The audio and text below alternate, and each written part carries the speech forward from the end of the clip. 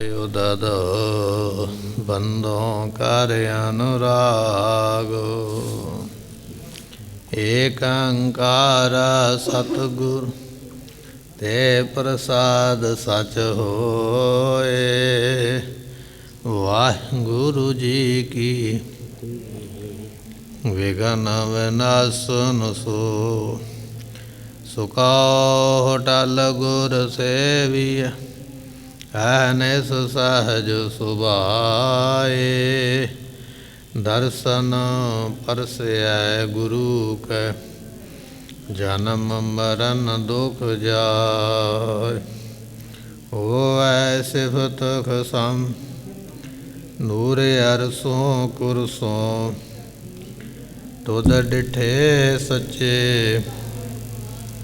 मल जन्म जन्म दी कटिया तहते चढ़ आगे गुर गए ग्राम समीप सिवर को कहे। वाहिगुरु जी का खालसा वाहिगुरु जी की फतेह। गरीब नवाज सतगुरु गुरु ग्रंथ साहिब जियां दी पवित्र पावन हजूरी अंदर जुड़ मिल करके बैठी हुई गुरु प्यारी गुरु सवारी खालसा साध संगत जी। साहिब गुरु तेग बहादुर महाराज साहब जियां दा इतिहास सरवण करन वास्ते आप संगतां गुरु घर विच एकत्रित होए हो। सतगुरु पातशाह महाराज जी थनेसर नाम दा एक शहर है। हिंदू धर्म दे काफ़ी उत्थे धार्मिक स्थान ने। इत्थे महाराज जियां ने चरण पाए संगतां नूं निहाल कीता। ਵੱਖ-ਵੱਖ ਨਗਰਾਂ ਦੇ ਵਿੱਚ ਜਾ ਰਹੇ ਨੇ। ਵੱਖ-ਵੱਖ ਸਾਖੀਆਂ ਆਪਾਂ ਨੂੰ ਸਰਵਣ ਹੋਣ ਵਾਸਤੇ ਪ੍ਰਾਪਤ ਹੋ ਰਹੀਆਂ। ਆਓ ਜਿਵੇਂ ਇਤਿਹਾਸ ਦੀ ਰਮਤਾ ਹੋ ਰਹੀ ਹੈ ਸਰਵਣ ਕਰੀਏ ਮਿਲ ਕੇ ਆਖੀਏ ਸਤਨਾਮ ਸ੍ਰੀ ਵਾਹਿਗੁਰੂ ਸਾਹਿਬ ਜੀ। तहते चढ़ आगे गुर गए। सतगुरु पातशाह महाराज साहब जी इस नगर तो चढ़ के अपने परिवार दे समेत अगे नूं गए हन। ग्राम समीप सिवर को कहे। एक सोहना नगर वेख के ते सतगुरु जियां ने अपना डेरा कीता है। इस विश्राम खान अरपान। सतगुरु पातशाह महाराज जियां ने रात दा टिकाणा करके ते भोजन प्रशादा जिहड़ा छकना कीता है। करत भय निज श्रम को हान। इत्थे आराम कीता इस नगर दे विच ते जिहड़ी थकावट सी रस्ते दी सफ़र दी वो पातशाह जियां ने ते संगतां ने इत्थे रात बतीत करके दूर कीती है। दिन प्रत सतगुर इसी प्रकार। सतगुरु जी कहन लगे भी कवि संतोख सिंह जी भी महाराज रोज़ सफ़र करते ने रोज़ चलते ने ਅਤੇ ਜਦੋਂ ਰਾਤ ਪੈ ਜਾਂਦੀ ਹੈ ਫਿਰ ਆਪਣਾ ਪੜਾਅ ਟਿਕਾਣਾ ਕਰਦੇ ਹਨ। ਗਮਨੇ ਜਾਤ ਸੋ ਪੰਥ ਮਝਾਰਾ। ਇਸ ਤਰ੍ਹਾਂ ਮਹਾਰਾਜ ਜੀ ਭਾਈ ਰਸਤੇ ਦੇ ਉੱਪਰ ਤੁਰੇ ਜਾ ਰਹੇ ਹਨ। 10 ਕੋ ਦਰਾਸ ਕੋਸ਼। ਸਤਿਗੁਰੂ ਪਾਤਸ਼ਾਹ ਮਹਾਰਾਜ ਜੀ ਜਾਂ ਤੇ ਰੋਜ਼ 10 ਕੋਹ ਚੱਲਦੇ ਨੇ ਜਾਂ ਰੋਜ਼ 11 ਕੋਹ ਚੱਲਦੇ ਜਾਂ 12 ਕੋਹ। ਅੱਜ ਆਪਾਂ ਕਿਲੋਮੀਟਰਾਂ ਦੀ ਮਿਣਤੀ ਕਰਦੇ ਹਾਂ ਇੰਨੇ ਕਿਲੋਮੀਟਰ ਦਾ ਸਫ਼ਰ ਹੋਇਆ। ਉਸ ਵੇਲੇ ਕੋਹਾਂ ਦੇ ਵਿੱਚ ਜਾਂ ਮੀਲਾਂ ਦੇ ਵਿੱਚ ਸਫ਼ਰ ਨੂੰ ਮਿਣਿਆ ਜਾਂਦਾ ਸੀ ਤੇ ਉਹਨਾਂ ਦੇ ਮੁਤਾਬਕ ਕਹਿਣ ਲੱਗੇ ਵੀ ਮਹਾਰਾਜ 10-12 ਮੀਲ ਦਾ ਸਫ਼ਰ ਤੈਅ ਕਰਦੇ ਹਨ। ਡੇਰਾ ਕਰਤ ਜਾਤ ਹੱਥ ਦੋਸ਼। ਤੇ ਸਤਿਗੁਰੂ ਪਾਤਸ਼ਾਹ ਜੀ ਜਿੱਥੇ ਜੀ ਕਰਦਾ ਮਨ ਕਰਦਾ ਉੱਥੇ ਆਪਣਾ ਟਿਕਾਣਾ ਕਰ ਲੈਂਦੇ ਹਨ। ਪੂਰਬ ਕੋ ਮੁਖ ਕਰ ਗਮਨਨ ਤੇ। ਸਤਿਗੁਰੂ ਪਾਤਸ਼ਾਹ ਮਹਾਰਾਜ ਜੀ ਚੱਲਦੇ ਪਏ ਨੇ ਪੂਰਬ ਦੇ ਵੱਲ। ਪਟਨਾ ਸਾਹਿਬ ਦੀ ਧਰਤੀ ਤੇ ਵੀ ਪਹੁੰਚਣਾ। ਇੱਥੋਂ ਮਹਾਰਾਜ ਜੀਆਂ ਨੇ ਬੰਗਾਲ ਤੇ ਅਸਾਮ ਦੇਸ਼ ਨੂੰ ਵੀ ਹਾਲੇ ਜਾਣਾ ਹੈ। ਇੱਥੇ ਕਈ ਕਾਰਨ ਕਈ ਕੰਮ ਮਹਾਰਾਜ ਨੇ ਕਰਨੇ ਨੇ। ਇਸ ਕਰਕੇ ਮਹਾਰਾਜ ਜੀ ਸੰਗਤਾਂ ਦੇ ਨਾਲ ਉਸ ਪਾਸੇ ਜਾ ਰਹੇ ਹਨ। ਦੀਰਘ ਮਗ ਸੁਖ ਸੰਗ ਚਲਨ ਤੇ। ਸਫ਼ਰ ਬੜਾ ਲੰਮਾ ਹੈ। ਅੱਜ ਵਰਗੀਆਂ ਉਸ ਵੇਲੇ ਗੱਡੀਆਂ ਮੋਟਰਾਂ ਨਹੀਂ ਸਨ। ਘੋੜਿਆਂ ਦੇ ਉੱਪਰ ਸਵਾਰੀ ਜਾਂ ਗੱਡੇ ਵਗੈਰਾ ਦੀ ਸਵਾਰੀ ਸੀ। ਲੰਮਾ ਸਫ਼ਰ ਹੈ ਤੇ ਮੰਜ਼ਿਲ ਤੇ ਵੀ ਪਹੁੰਚਣਾ ਹੈ। ਤੀਰਥ ਮਜਨ ਕੀਨ ਬਹਾਨਾ। ਤੀਰਥਾਂ ਦਾ ਇਸ਼ਨਾਨ ਕਰਨਾ ਤੇ ਇੱਕ ਬਹਾਨਾ ਹੈ। ਗੁਰੂ ਨੂੰ ਤੀਰਥ ਇਸ਼ਨਾਨ ਕਰਨ ਦੀ ਲੋੜ ਨਹੀਂ ਹੈ। ਭਗਤ ਕਬੀਰ ਜੀਆਂ ਨੇ ਬਚਨ ਕੀਤਾ ਗੁਰਬਾਣੀ ਦੇ ਵਿੱਚ। ਕਹਿਣ ਲੱਗੇ ਮੈਂ ਆਪਣੇ ਗੁਰੂ ਨੂੰ ਇੱਕ ਵਾਰੀ ਸਵਾਲ ਕੀਤਾ। ਕਬੀਰ ਸਾਹਿਬ ਜੀਆਂ ਦੇ ਮਨ ਵਿੱਚ ਇੱਕ ਸਵਾਲ ਪੈਦਾ ਹੋ ਗਿਆ। ਕਹਿਣ ਲੱਗੇ ਵੀ ਜਦੋਂ ਮੈਨੂੰ ਸਵਾਲ ਦਾ ਆਨਸਰ ਉਹਦਾ ਉੱਤਰ ਨਾ ਆਇਆ ਤੇ ਮੈਂ ਆਪਣੇ ਗੁਰੂ ਨੂੰ ਪੁੱਛਿਆ, ਗੁਰੂ ਜੀ ਇੱਕ ਸਵਾਲ ਹੈ ਮੇਰੇ ਮਨ ਵਿੱਚ।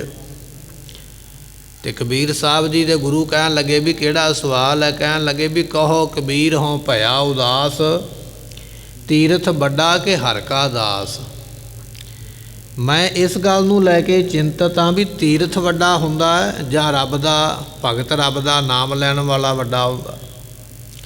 ਤੀਰਥ ਦੀ ਮਹਿਮਾ ਵੀ ਘੱਟ ਨਹੀਂ ਹੈ। ਤੀਰਥ 'ਤੇ ਕਈ ਆਉਂਦੇ ਨੇ, ਨਮਸਕਾਰਾਂ ਕਰਦੇ ਨੇ।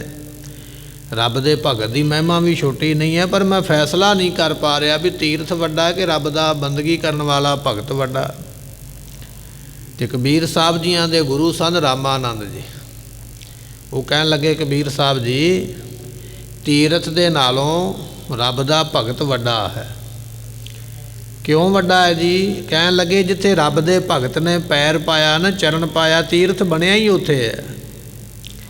ਭਗਤਾਂ ਦੇ ਚਰਨ ਪੈਣ ਕਰਕੇ ਤੀਰਥ ਬਣਦੇ ਨੇ। ਇਸ ਕਰਕੇ ਭਗਤਾਂ ਨੂੰ ਜਾਂ ਗੁਰੂ ਸਾਹਿਬਾਨ ਨੂੰ ਤੀਰਥ 'ਤੇ ਜਾਣ ਦੀ ਲੋੜ ਨਹੀਂ ਹੈ। ਮਹਾਰਾਜ ਤਾਂ ਜਾਂਦੇ ਪਏ ਨੇ ਕਿਉਂਕਿ ਲੋਕ ਤੀਰਥ ਨੂੰ ਪਵਿੱਤਰ ਸਮਝ ਕੇ ਤੇ ਲੋਕ ਇਕੱਠੇ ਹੁੰਦੇ ਸਨ ਉੱਥੇ, ਤੇ ਇਕੱਠਿਆਂ ਨੂੰ ਉਪਦੇਸ਼ ਦੇਣਾ ਸੌਖਾ ਹੈ। ਇੱਕ ਤੇ ਇਕੱਲੇ ਇਕੱਲੇ ਨੂੰ ਆਵਾਜ਼ ਮਾਰ ਕੇ ਇਕੱਠਿਆਂ ਕਰਨਾ, ਇੱਕ ਹੁੰਦਾ ਵੀ ਸਾਰੇ ਇਕੱਠੇ ਹੋਏ ਨੇ ਉੱਥੇ ਉਪਦੇਸ਼ ਦੇ ਦੇਣਾ, ਤਾਂ ਮਹਾਰਾਜ ਤੀਰਥਾਂ 'ਤੇ ਜਾਂਦੇ। ਦੂਜੀ ਗੱਲ ਇਹ ਹੈ ਵੀ ਤੀਰਥਾਂ ਨੇ ਪ੍ਰਾਰਥਨਾ ਕੀਤੀ ਹੈ ਗੁਰੂ ਪਾਤਸ਼ਾਹ ਦੇ ਚਰਨਾਂ ਵਿੱਚ ਵੀ, ਮਹਾਰਾਜ ਬੜੇ ਬੜੇ ਪਾਪੀ ਲੋਕ ਆਉਂਦੇ ਨੇ ਸਾਡੇ ਵਿੱਚ ਇਸ਼ਨਾਨ ਕਰਦੇ ਨੇ, ਇਸ਼ਨਾਨ ਕਰਕੇ ਮੁੜ ਕੇ ਪਾਪ ਇੱਥੇ ਛੱਡ ਜਾਂਦੇ, ਅਸੀਂ ਇਹਨਾਂ ਪਾਪਾਂ ਦੇ ਭਾਰ ਨੂੰ ਹੁਣ ਚੁੱਕ ਨਹੀਂ ਸਕਦੇ, ਸਾਡੇ 'ਤੇ ਕਿਰਪਾ ਕਰੋ। ਤੇ ਗੁਰੂ ਤੇਗ ਬਹਾਦਰ ਪਾਤਸ਼ਾਹ ਚਰਨ ਪਾ ਕੇ ਉਹਨਾਂ ਤੀਰਥਾਂ ਦੇ ਪਾਪ ਨੂੰ, ਭਾਰ ਨੂੰ ਮਹਾਰਾਜ ਦੂਰ ਕਰ ਰਹੇ ਹਨ।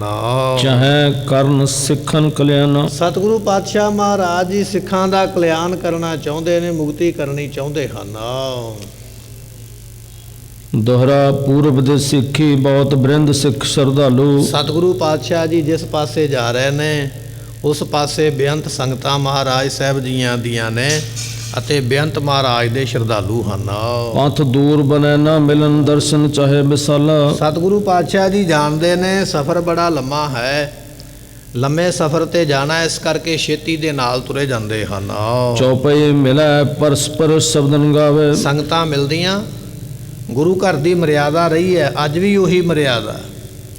ਜਿੱਥੇ ਗੁਰੂ ਸਾਹਿਬ ਜੀ ਰਾਤ ਪਾਉਂਦੇ ਸਨ, ਰਾਤ ਪੈਂਦੀ ਸੀ, ਉੱਥੇ ਮਹਾਰਾਜ ਦੇ ਘਰ ਦੇ ਵਿੱਚ ਕੀਰਤਨ ਹੁੰਦਾ।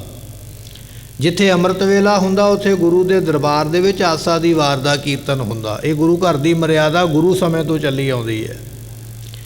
ਇੱਥੇ ਵੀ ਮਹਾਰਾਜ ਜਦੋਂ ਕਿਤੇ ਰਾਤ ਪੈਂਦੀ ਹੈ ਦੀਵਾਨ ਸਜਾਉਂਦੇ ਨੇ, ਕੀਰਤਨ ਹੁੰਦਾ, ਰਹਿਰਾਸ ਸਾਹਿਬ ਦਾ ਪਾਠ ਹੁੰਦਾ। ਤੇ ਜਦੋਂ ਦਿਨ ਚੜ੍ਹਦਾ, ਅਗਲਾ ਦਿਨ ਚੜ੍ਹਦਾ, ਤੇ ਉਸ ਵੇਲੇ ਗੁਰਬਾਣੀ ਦਾ ਨਿਤਨੇਮ ਔਰ ਆਸਾ ਦੀ ਵਾਰ ਦਾ ਕੀਰਤਨ ਗੁਰੂ ਦਰਬਾਰ ਵਿੱਚ ਹੁੰਦਾ ਹੈ। ਸਿਮਰਹਿ ਸਤਨਾਮ ਗੁਰੂ ਧਿਆਵੈ। ਸਤਿਗੁਰੂ ਪਾਤਸ਼ਾਹ ਮਹਾਰਾਜ ਜੀ ਆਪ ਵੀ ਨਾਮ ਨੂੰ ਸਿਮਰਦੇ ਨੇ ਤੇ ਸੰਗਤਾਂ ਨੂੰ ਵੀ ਸਿਮਰਨ ਦਾ ਉਪਦੇਸ਼ ਦਿੰਦੇ ਨੇ। ਹੁਣ ਇੱਥੇ ਬਚਨੇ ਘੋਰ ਆ ਗਿਆ, ਗੁਰੂ ਨੂੰ ਨਾਮ ਸਿਮਰਨ ਦੀ ਲੋੜ ਨਹੀਂ ਹੈ, ਗੁਰੂ ਤੇ ਆਪ ਸਿਮਰਨ ਦਾ ਰੂਪ ਹੈ। ਬਾਣੀ ਗੁਰੂ, ਗੁਰੂ ਹੈ ਬਾਣੀ। ਜਿਹੜਾ ਨਾਮ ਹੈ ਨਾ ਉਹ ਗੁਰੂ ਦਾ ਰੂਪ ਹੈ, ਗੁਰੂ ਹੀ ਬਾਣੀ ਰੂਪ ਹੈ। ਪਰ ਮਹਾਰਾਜ ਜੀ ਆਪਣੇ ਸਿੱਖਾਂ ਨੂੰ ਬਾਣੀ ਨਾਲ ਜੋੜਨ ਵਾਸਤੇ ਪਹਿਲਾਂ ਆਪ ਨਾਮ ਜਪਦੇ ਵੀ, ਆਹ ਭਾਈ ਵੇਖੋ ਅਸੀਂ ਜਪਦੇ ਪਏ ਹਾਂ, ਸਾਡੇ ਵੱਲੇ ਵੇਖ ਕੇ ਤੁਸੀਂ ਵੀ ਜਪੋ। ਹੁਣ ਇੱਕ ਮਾਸਟਰ ਕਲਾਸ ਦੇ ਵਿੱਚ ਬੱਚਿਆਂ ਨੂੰ ਪੜ੍ਹਾਉਂਦਾ ਤੇ ਉਹ ਆਪ ਲਿਖਦਾ, ਹੱਥ ਦੇ ਨਾਲ ਬਲੈਕ ਬੋਰਡ 'ਤੇ ਲਿਖਦਾ। ਇਹਦਾ ਮਤਲਬ ਇਹ ਨਹੀਂ ਵੀ ਉਹਨੂੰ ਆਉਂਦਾ ਨਹੀਂਗਾ, ਉਹ ਲਿਖਦਾ ਤਾਂ ਪਿਆ, ਵਿਖਾਉਂਦਾ ਵੀ ਇਸ ਤਰ੍ਹਾਂ ਲਿਖੀਦਾ ਹੈ, ਇਸ ਤਰ੍ਹਾਂ ਜੋੜ ਕਰੀਦਾ। ਸਤਿਗੁਰੂ ਪਾਤਸ਼ਾਹ ਜੀ ਨਾਮ ਦੀ ਮੂਰਤ ਆਪ ਨੇ, ਪਰ ਆਪ ਤਾਂ ਸਿਮਰਨ ਕਰਦੇ ਵੀ ਸਾਡੇ ਵੱਲ ਵੇਖ ਕੇ ਇਹ ਵੀ ਸਿਮਰਨ ਕਰਨ, ਕਿਉਂਕਿ ਅਸੀਂ ਵੇਖ ਕੇ ਅਗਲੇ ਦਾ ਗੁਣ ਗ੍ਰਹਿਣ ਕਰਦੇ ਹਾਂ। ਜਿਵੇਂ ਦੂਜਾ ਕਰਦਾ ਉਵੇਂ ਅਸੀਂ ਕਰਦੇ ਹਾਂ। ਸਤਿਗੁਰੂ ਪਾਤਸ਼ਾਹ ਮਹਾਰਾਜ ਜੀ ਆਪ ਵੀ ਸਿਮਰਨ ਕਰਦੇ ਔਰ ਸੰਗਤਾਂ ਦੇ ਕੋਲੋਂ ਸਿਮਰਨ ਕਰਾਉਂਦੇ ਹਨ। ਚਰਨ ਕਮਲ ਸੋ ਪ੍ਰੇਮ ਲਗਾਵੇ। ਤੇ ਸੰਗਤਾਂ ਮਹਾਰਾਜ ਦੇ ਚਰਨਾਂ ਦੇ ਨਾਲ ਬੜਾ ਪ੍ਰੇਮ ਜੋੜਦੀਆਂ। ਕਮਲ ਵਰਗੇ ਸੁੰਦਰ ਚਰਨ ਨੇ ਗੁਰੂ ਤੇਗ ਬਹਾਦਰ ਪਾਤਸ਼ਾਹ ਜੀਆਂ ਦੇ। ਸੰਗਤਾਂ ਉਹਨਾਂ ਚਰਨਾਂ ਦੇ ਉੱਪਰ ਵਾਰੇ ਵਾਰੇ ਜਾਂਦੀਆਂ ਹਨ। ਕਬ ਕਰੁਣਾ ਕਰਿਆ ਦਿਖਾਵੇ। ਸਤਿਗੁਰੂ ਪਾਤਸ਼ਾਹ ਮਹਾਰਾਜ ਜੀ ਕਦੇ ਕਦੇ ਕਿਰਪਾ ਕਰਕੇ ਸੰਗਤਾਂ ਨੂੰ ਦਰਸ਼ਨ ਬਖਸ਼ਦੇ ਹਨ। ਪੂਰੇ ਕਬ ਹੈ ਆਨ ਕਰਿ ਆਸਾ। ਤੇ ਸਤਿਗੁਰੂ ਪਾਤਸ਼ਾਹ ਮਹਾਰਾਜ ਜੀਆਂ ਦੇ ਨਾਲ ਜਦੋਂ ਸੰਗਤਾਂ ਆਉਂਦੀਆਂ ਨੇ, ਸਤਿਗੁਰੂ ਜੀ ਹਰੇਕ ਦੀ ਮਨ ਦੀ ਆਸਾ ਪੂਰੀ ਕਰਦੇ। ਜਿਹੜਾ ਭਾਵਨਾ ਦੇ ਨਾਲ ਆਉਂਦਾ ਨਾ, ਸ਼ਰਧਾ ਦੇ ਨਾਲ ਆਉਂਦਾ, ਉਹ ਖਾਲੀ ਨਹੀਂ ਜਾਂਦਾ ਗੁਰੂ ਦਰਬਾਰ ਦੇ ਵਿੱਚੋਂ। ਗੁਰੂ ਤੇ ਐਸਾ ਦਾਤਾ ਹੈ, ਜੇ ਕਸ਼ਮੀਰ ਦੇ ਪੰਡਤ ਚੱਲ ਕੇ ਆਏ ਨਾ ਮਹਾਰਾਜ ਦੇ ਕੋਲ, ਉੱਥੇ ਭਾਵੇਂ ਆਪਣੇ ਸਰੀਰ ਦਾ ਬਲੀਦਾਨ ਵੀ ਦੇਣਾ ਤੇ ਤਾਂ ਵੀ ਉਹਨਾਂ ਦੇ ਮਨ ਦੀ ਆਸਾ ਖਾਲੀ ਨਹੀਂ ਜਾਣ ਦਿੱਤੀ, ਤਾਂ ਵੀ ਉਹਨਾਂ ਦੇ ਮਨ ਦੀ ਆਸਾ ਪੂਰੀ ਕੀਤੀ ਹੈ। ਆਪਣੇ ਸਰੀਰ ਦਾ ਭਾਵੇਂ ਬਲੀਦਾਨ ਹੀ ਕਿਉਂ ਨਾ ਦੇਣਾ ਪਿਆ ਹੋਵੇ। ਐਸਾ ਹੀ ਗੁਰੂ ਦੇ ਅਸੀਂ ਲੜ ਲੱਗੇ ਹਾਂ, ਜਿਹੜਾ ਆਪਣਾ ਤਨ ਕੁਰਬਾਨ ਕਰਕੇ ਵੀ ਆਪਣੇ ਸਿੱਖ ਨੂੰ ਸੁਖ ਦੀ ਦਾਤ ਬਖਸ਼ਿਸ਼ ਕਰਦੇ ਹਨ। ਜਿਮ ਘਨ ਚਾਤਰਿਕ ਰਹਿ ਪਿਪਾਸਾ। ਉਹ ਕਹਿਣ ਲੱਗੇ, ਜਿਸ ਤਰ੍ਹਾਂ ਬਹੁਤ ਜ਼ਿਆਦਾ ਬੱਦਲ ਆਕਾਸ਼ ਵਿੱਚ ਹੁੰਦੇ ਨੇ, ਪਰ ਬਬੀਹਾ ਜਿਹੜਾ ਉਹ ਪਿਆਸਾ ਰਹਿੰਦਾ, ਭਾਵੇਂ ਕਿ ਸਮੁੰਦਰ ਭਰੇ ਹੋਏ, ਨਹਿਰਾਂ ਭਰੀਆਂ ਹੋਈਆਂ ਪਾਣੀ ਦੀਆਂ, ਪਾਣੀ ਬੇਅੰਤ ਹੈ, ਪਰ ਬਬੀਹਾ ਕਹਿੰਦੇ ਪਿਆਸਾ ਹੈ। ਕਬ ਸੂਰਜ ਸਮ ਉਦੈ ਕਿਰਪਾਲਾ। ਸਤਿਗੁਰੂ ਪਾਤਸ਼ਾਹ ਮਹਾਰਾਜ ਜੀ ਸੂਰਜ ਦੇ ਵਾਂਗ ਜਦੋਂ ਕਿਰਪਾਲੂ ਹੁੰਦੇ ਹਨ। ਬਿਕਸਾਵੇਂ ਦ੍ਰਿਗ ਕਮਲ ਵਿਸਾਲਾ। ਤੇ ਕਹਿਣ ਲੱਗੇ ਸਤਿਗੁਰੂ ਪਾਤਸ਼ਾਹ ਮਹਾਰਾਜ ਜੀ ਉਸ ਵੇਲੇ ਸੂਰਜ ਵਾਂਗ ਦਰਸ਼ਨ ਦਿੰਦੇ ਤੇ ਸੰਗਤਾਂ ਦੇ ਜਿਹੜੇ ਹਿਰਦੇ ਕਮਲ ਨੇ ਉਹ ਖਿੜ ਜਾਂਦੇ ਹਨ। ਕਬ ਰੰਗ ਕਾ ਪਤ ਬਦਨ ਦਿਖਾਵੇ। ਕਹਿਣ ਲੱਗੇ ਵੀ ਕਦੇ ਕਦੇ ਜਿਵੇਂ ਚੰਦਰਮਾ ਪੁੰਨਿਆਂ ਵਾਲੇ ਦਿਨ ਆਪਣਾ ਮੁਖ ਵਿਖਾਉਂਦਾ ਹੈ। ਬਰਿੰਦ ਚਕੋਰਨ ਸਿੱਖ ਹਰਕਾਵੇ। ਬਰਿੰਦ ਚਕੋਰਾਂ ਦੇ ਵਾਂਗ ਜਿਹੜੇ ਸਿੱਖ ਨੇ, ਕਿਉਂਕਿ ਚਕੋਰ ਚੰਦਰਮਾ ਨੂੰ ਵੇਖ ਕੇ ਖੁਸ਼ ਹੁੰਦੀ ਹੈ, ਸੁਖ ਨੂੰ ਪ੍ਰਾਪਤ ਕਰਦੀ ਹੈ। ਗੁਰੂ ਕਾ ਸਿੱਖ ਆਪਣੇ ਗੁਰੂ ਦੇ ਦਰਸ਼ਨ ਕਰਕੇ ਪ੍ਰਸੰਨ ਹੁੰਦਾ ਹੈ। ਦਾਸ ਤ੍ਰਿਖਾ ਤੁਰ ਲਖ ਸਮੁਦਾਇ। ਸਤਿਗੁਰੂ ਪਾਤਸ਼ਾਹ ਜੀ ਆਪਣੇ ਦਾਸਾਂ ਨੂੰ ਪਿਆਸਾ ਦੇ ਸਮੇਤ ਜਾਣ ਕੇ ਕਬਹੂ ਸੁਦਾ ਸੰਬਕ ਸੁਨਾਏ। ਤੇ ਸਤਿਗੁਰਾਂ ਦੇ ਬਚਨ ਅੰਮ੍ਰਿਤ ਵਰਗੇ ਨੇ। ਹੁਣ ਪਿਆਸ ਲੱਗੀ ਹੋਵੇ ਤੇ ਪਾਣੀ ਮਿਲ ਜਾਵੇ, ਪਿਆਸ ਬੁੱਝ ਜਾਂਦੀ ਹੈ, ਪਰ ਪਿਆਸ ਲੱਗੀ ਹੋਵੇ ਜੇ ਅੰਮ੍ਰਿਤ ਮਿਲ ਜਾਵੇ ਤੇ ਉਹਦੇ ਨਾਲ ਦੀ ਰੀਸ ਕੋਈ ਨਹੀਂ ਹੈ। ਗੁਰੂ ਦੇ ਸਿੱਖ ਜਿਹੜੇ ਨੇ ਨਾਮ ਦੇ ਪਿਆਸੇ ਨੇ, ਮਹਾਰਾਜ ਜੀ ਅੰਮ੍ਰਿਤ ਦਾ ਮੀਂਹ ਉਸ ਵੇਲੇ ਬਖਸ਼ਦੇ ਹਨ। ਇਹੀ ਕਾਮਨਾ ਹੈ ਹਮਾਰੀ। ਸਤਿਗੁਰੂ ਪਾਤਸ਼ਾਹ ਮਹਾਰਾਜ ਸਾਹਿਬ ਜੀ ਇਸ ਤਰ੍ਹਾਂ ਸੰਗਤਾਂ ਨੂੰ ਨਿਹਾਲ ਕਰਦੇ। ਸਦਨ ਵਿਖੇ ਸਤਿਗੁਰੂ ਨਿਹਾਰੀ। ਸਤਿਗੁਰੂ ਪਾਤਸ਼ਾਹ ਮਹਾਰਾਜ ਸਾਹਿਬ ਜੀ ਇਸ ਤਰ੍ਹਾਂ ਸੰਗਤਾਂ ਮਹਾਰਾਜ ਦੇ ਦਰਸ਼ਨ ਕਰਦੀਆਂ ਹਨ। ਸਰਵ ਭਾਂਤ ਕੀ ਸੇਵਾ ਕਰੇ। ਸੰਗਤਾਂ ਸਾਰਿਆਂ ਤਰੀਕਿਆਂ ਦੀ ਗੁਰੂ ਦੀ ਸੇਵਾ ਕਰਦੀਆਂ ਹਨ। ਜਨਮ ਮਰਨ ਕੇ ਕਲਮਲ ਟਰੇ। ਸਤਿਗੁਰਾਂ ਦੀ ਸੇਵਾ ਵੱਡੇ ਵੱਡੇ ਪਾਪਾਂ ਨੂੰ ਨਾਸ ਕਰ ਦਿੰਦੀ ਹੈ। ਹਲਤ ਸੁਖ ਪਲਤ ਸੁਖ ਨਿਤ ਸੁਖ ਸਿਮਰਨੋ ਨਾਮ ਗੋਬਿੰਦ ਕਾ ਸਦਾ ਲੀਜੈ ਮਿਟੈ ਕਮਾਨੇ ਪਾਪ ਚਰਾਨੇ ਸਾਧ ਸੰਗਤ ਮਿਲ ਮੂਆ ਜੀਜੈ। ਗੁਰੂ ਦਾ ਸਿਮਰਨ ਕਰਨਾ ਵੀ ਗੁਰੂ ਦੀ ਸੇਵਾ ਹੈ ਤੇ ਸੰਗਤਾਂ ਐਸੀ ਸੇਵਾ ਕਰਕੇ ਪਾਪ ਨੂੰ ਨਾਸ ਕਰਦੀਆਂ ਹਨ। ਏਮ ਅਵਲਾਖਾ ਠਾਨ ਮਿਸਾਲਾ। ਸਤਿਗੁਰੂ ਪਾਤਸ਼ਾਹ ਮਹਾਰਾਜ ਜੀ ਇਸ ਤਰ੍ਹਾਂ ਦਰਸ਼ਨ ਬਖਸ਼ਿਸ਼ ਕਰਦੇ। ਕਰੀ ਪ੍ਰਤਗਿਆ ਨਿਜ ਨਿਜ ਸ਼ਾਲਾ। ਤੇ ਸਤਿਗੁਰੂ ਪਾਤਸ਼ਾਹ ਮਹਾਰਾਜ ਜੀ ਉਸ ਵੇਲੇ ਆਪੋ ਆਪਣੀ ਜਿਹੜੀ ਪ੍ਰਤੱਗਿਆ ਪ੍ਰਣ ਕੀਤਾ ਸੰਗਤਾਂ ਸਿੱਖਾਂ ਨੇ। ਕਿਨਹੂ ਰੁਚਰ ਪ੍ਰਿਯੰਕ ਬਣਾਇਓ। ਸਤਿਗੁਰਾਂ ਵਾਸਤੇ ਕੋਈ ਸੋਹਣਾ ਪਲੰਘ ਬਣਾ ਕੇ ਬੈਠਾ ਹੋਇਆ ਹੈ। ਬਹੁਤ ਦਰਬ ਤਿਸ ਪਰ ਲਗਵਾਇਓ। ਤੇ ਕਿਸੇ ਨੇ ਬੜੀ ਬੜੀ ਮਾਇਆ ਲਾ ਕੇ ਸੋਹਣੇ ਪਲੰਘ ਬਣਾਏ ਹਨ। ਸੂਖਮ ਸੂਤ ਸਾਥ ਬਣਵਾਇਓ। ਕਿਸੇ ਨੇ ਬੜੇ ਸੂਖਮ ਤੇ ਸੂਤ ਦੀਆਂ ਸੋਹਣੀਆਂ ਕਢਾਈਆਂ ਕੀਤੀਆਂ ਹਨ। ਆਸਤਰਨ ਲੈ ਬਿਸਵ ਡਸਾਇਓ। ਤੇ ਚਿੱਟੀਆਂ ਚਾਦਰਾਂ ਸੋਹਣੇ ਪਲੰਘਾਂ ਦੇ ਉੱਪਰ ਵਿਛਾਈਆਂ ਹੋਈਆਂ ਹਨ। ਰੇਸ਼ਮ ਕੀ ਡੋਰੇ ਰੇਸ਼ਮ ਦੀਆਂ ਡੋਰਾਂ ਗੁੰਦੀਆਂ ਹੋਈਆਂ ਗੁੱਛੇ ਬਣੇ ਹੋਏ ਹਨ।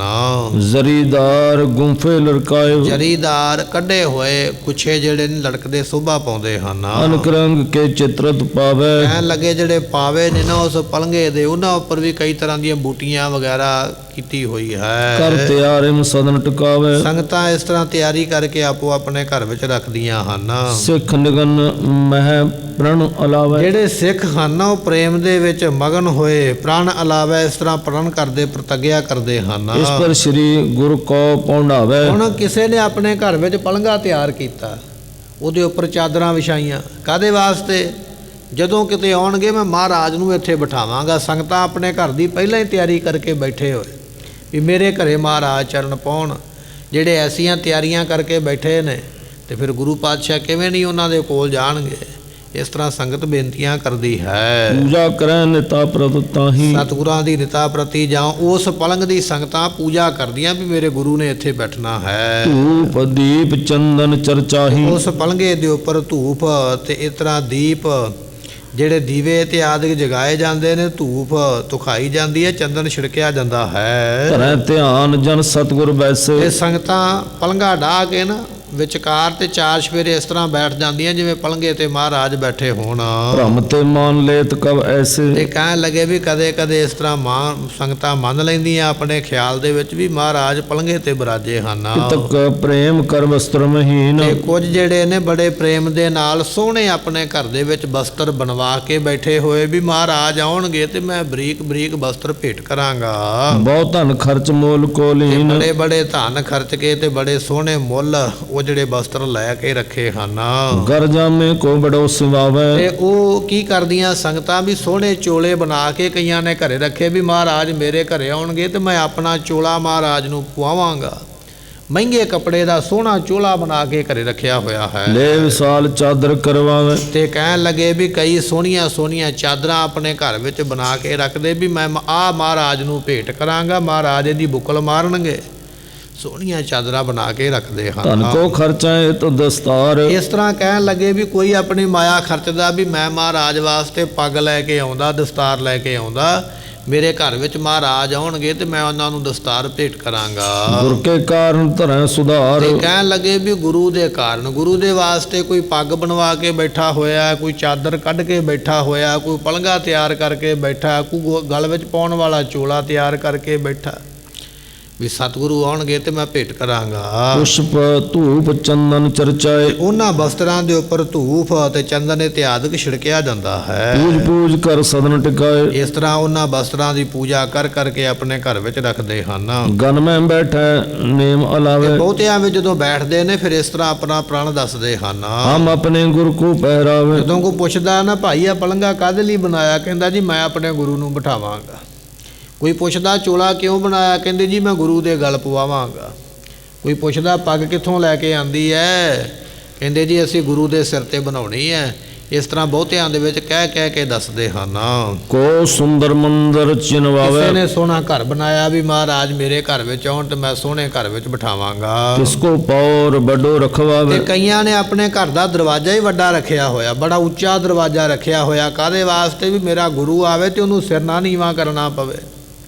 ਬੜਾ ਉੱਚਾ ਦਰਵਾਜ਼ਾ ਬਣਾਇਆ ਹੈ। ਚੜੇ ਤੁਰੰਗ ਪ੍ਰਵੇਸ਼ਾਈ, ਸੰਗਤਾਂ ਦੇ ਮਨ ਦੀ ਭਾਵਨਾ ਇਹ ਆ ਵੀ ਜੇ ਗੁਰੂ ਮੇਰਾ ਘੋੜੇ ਤੇ ਬੈਠ ਕੇ ਆਵੇ ਤੇ ਮੇਰਾ ਨਿੱਕਾ ਦਰਵਾਜ਼ਾ ਵੇਖ ਕੇ ਗੁਰੂ ਨੂੰ ਘੋੜੇ ਤੋਂ ਥੱਲੇ ਨਾ ਉਤਰਨਾ ਪਵੇ।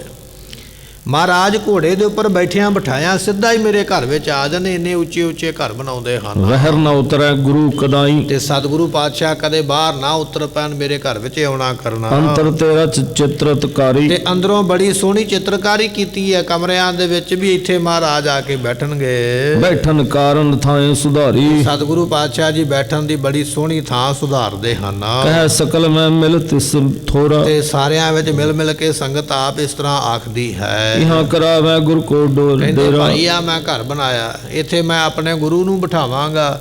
ਇਸ ਤਰ੍ਹਾਂ ਲੋਕ ਇੱਕ ਦੂਜੇ ਨੂੰ ਕਹਿੰਦੇ ਹਨ। ਤੈ ਸਦਾਨ ਕੋ ਪੂਜਾ ਸਦਾ, ਜਿੱਥੇ ਮਹਾਰਾਜ ਨੇ ਬੈਠਣਾ ਹੁੰਦਾ ਉਸ ਥਾਂ ਦੀ ਪੂਜਾ ਕਰਦੇ ਹਨ। ਗੁਰੂ ਪ੍ਰਤੀਖਤ ਆਵੇ ਕਦਾ, ਉਹ ਸੰਗਤਾਂ ਉਡੀਕਦੀਆਂ ਪਈਆਂ ਵੀ ਗੁਰੂ ਮੇਰੇ ਘਰੇ ਆਵੇ, ਮੈਂ ਘਰ ਬਣਾ ਕੇ ਬੈਠਾ। ਇਸ ਤਰ੍ਹਾਂ ਵੱਖੋ ਵੱਖਰੇ ਪਿੰਡਾਂ ਸ਼ਹਿਰਾਂ ਵਿੱਚ ਲੋਕ ਉਡੀਕਦੇ ਹਨ। ਕਿਨਹੋ ਸੁੰਦਰ ਬਾਗ ਲਗਾਏ, ਸੰਤੋਖ ਸਿੰਘ ਜੀ ਕਹਿੰਦੇ ਕਿਸੇ ਜ਼ਿਮੀਂਦਾਰ ਨੇ ਸੋਹਣੇ ਸੋਹਣੇ ਬਾਗ ਲਵਾਏ ਆਪਣੇ ਖੇਤਾਂ ਦੇ ਵਿੱਚ ਵੀ ਸੋਹਣੇ ਬਾਗ ਲਾਉਣਾ ਕਰੋ। ਕਦਲੀ ਬਦਰੀ ਤਰ ਸਮੁਦਾਇ, ਕਿਸੇ ਨੇ ਕੇਲੇ ਦੇ ਬੂਟੇ, ਕਿਸੇ ਨੇ ਬੇਰੀ ਦੇ ਬੂਟੇ ਆਪਣੇ ਬਾਗ ਵਿੱਚ ਲਾਏ ਹੋਏ ਹਨ। ਆਰੂ ਅਮਰੂਦ ਬਹੁ ਮੇਵੇ, ਕਿਸੇ ਨੇ ਆੜੂ ਦੇ ਬੂਟੇ, ਕਿਸੇ ਨੇ ਅਮਰੂਦ ਦੇ ਲਾਏ ਹੋਏ, ਕਿਸੇ ਨੇ ਮੇਵਿਆਂ ਦੇ ਬੂਟੇ ਲਾਏ ਹੋਏ ਹਨ। ਲਾਗੇ ਸਿਓ ਜਿਨ ਕੋ ਖਗ ਤੇ ਸੇਵੇ, ਕਈਆਂ ਨੇ ਸੇਬ ਦਾ ਬੂਟਾ, ਸੇਬ ਦਾ ਬਾਗ ਲਾਇਆ ਹੋਇਆ ਹੈ। ਤੇ ਇਸ ਵਾਸਤੇ ਵੀ ਮਹਾਰਾਜ ਆਉਣਗੇ ਤੇ ਮੈਂ ਆਪਣੇ ਬਾਗ ਵਿੱਚ ਬਿਠਾਵਾਂਗਾ, ਮੈਂ ਇਹਨਾਂ ਨੂੰ ਸੇਬ ਤੋੜ ਕੇ ਦਿਆਂਗਾ।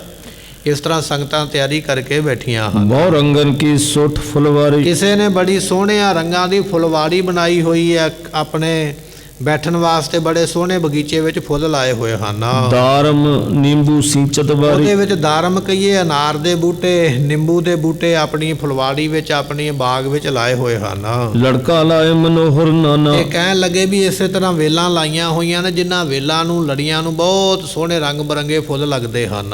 ਹਿਤ ਬੈਠਨ ਕੇ ਵਿੱਚ ਸਥਾਨ, ਸਤਿਗੁਰਾਂ ਦੇ ਬੈਠਣ ਵਾਸਤੇ ਬੜੇ ਸੋਹਣੇ ਥੜੇ ਬਣਾਏ ਹਨ।